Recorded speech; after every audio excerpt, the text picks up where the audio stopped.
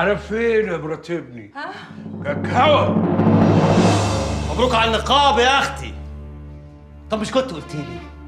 ده انا حتى جوزك وافرح لك. نقاب ايه؟ زي الرسم يا بنت وقبل الخميس. خميس؟ خميس اللي ليكي طالع عنده. خميس اللي انت عرفانه بيه من يومها. انت بتقول ايه يا براء؟ فاكرانا يا بنت نايمين على ودنا؟ لا، ده احنا نلفك على صبعنا ونرميك لكلاب السكك لحمه. انا اللي يمس شعره مني هوديه في 60 داهيه. اوعوا تفتكروني لقمه سهله تاكلوها وتحلوا في الاخر ترموها. لا، ده انا لحمي مر قوي يقف في الحلق وما يطلعش الا بالسر الالهي. لحمك مر وماله مطرح. وهنحكم يا مطرة، هنحكم يا اختي. هو ده اخركم؟ بتهزوا طولكم وتتنحرروا قصاد مره؟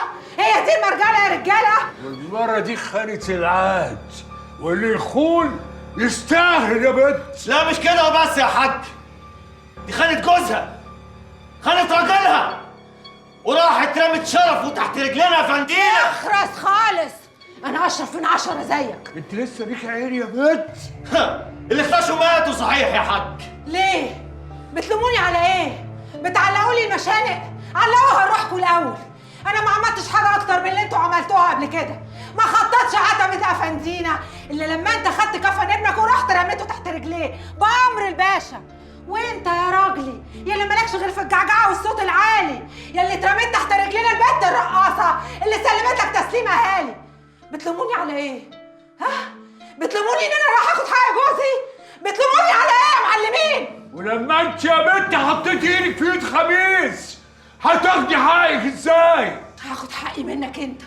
اخرسي يا بنت الكلب. يا واصله.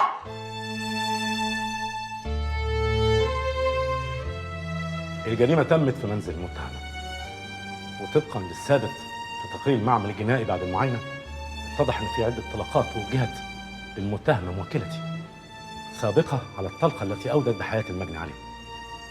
كما أن السلاح المستخدم والمثبت في محضر الضبط بيد موكلتي اتضح ان عليه بصمات أخرى أثبت الطبيب الشرعي إنها للمجني عليه. يعني الحكاية كلها دفاع عن النفس.